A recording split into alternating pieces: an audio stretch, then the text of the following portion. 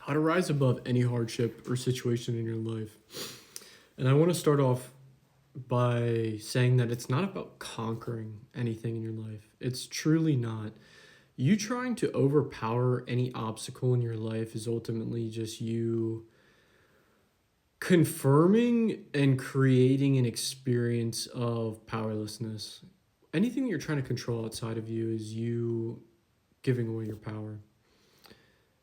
Because trying to control something outside of you means you're going outside of yourself, and that you believe in a belief of powerlessness and a belief that you lack the ability to create what it is you truly want to create in this life.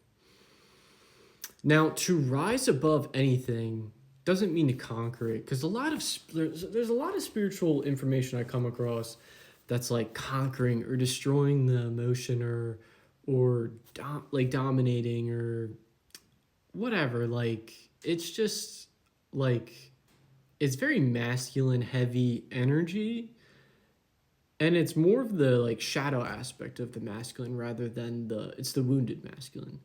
And it's from a place of fear and powerlessness and probably a bunch of other wounds. There's no two wounds in the same, honestly.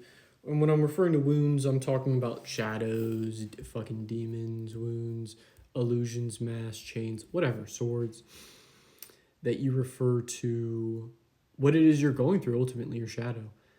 And that version of you is your denied inner child. So back to the point is that to rise above anything and to come out on top is to acknowledge it.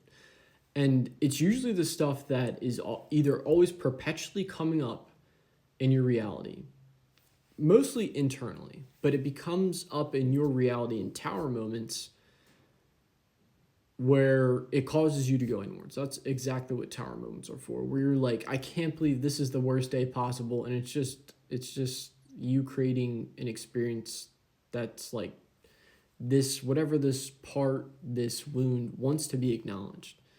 And it will get louder and louder. So to rise is to acknowledge it, to transmute it, to do the inner work, physically, mentally, emotionally, and spiritually, to nurture that wound, to appreciate that wound, to acknowledge it, to soften to it, to admire it for that version of you, and admire yourself for going through whatever that root wound is and acknowledging the belief. Because if you don't do that, it's just going to get louder, and you're going to have to keep on dominating it to ultimately be conform and approved to external things that isn't really your truth, and you're just trying to fit into whatever mask and illusion that is connected to the root wound. So, and it's usually, if it's not in a place of like right in your face and the emotion of fear, sadness, or anger, it's usually something you're denying and avoiding and playing victim to, ultimately. They're the same coin but two different sides of wounds that are just trying to be heard and acknowledged. And it's not easy, especially when, man, there's so many examples I could give of why it's not easy, but ultimately the power within you is to choose beyond that, of who you truly are, and still choose yourself even though it fucking sucks. And the odds might be stacked against you. But you are a creator and a powerful being and a soul, and chose all those experiences. So, in a little snippet, that's what it means to rise up, to become a better version of you, to ultimately live your life and be on the spiritual journey that you did choose to. If you are seeing this, you chose to go on that spiritual journey. So, and it's not big steps. I promise you, it's not big steps.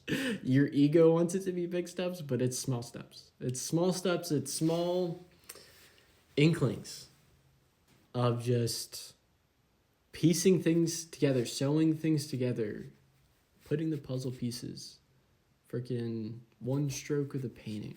It's one line of the drawing. And it's intentional. It's fucking intentional. That's how it's supposed to be.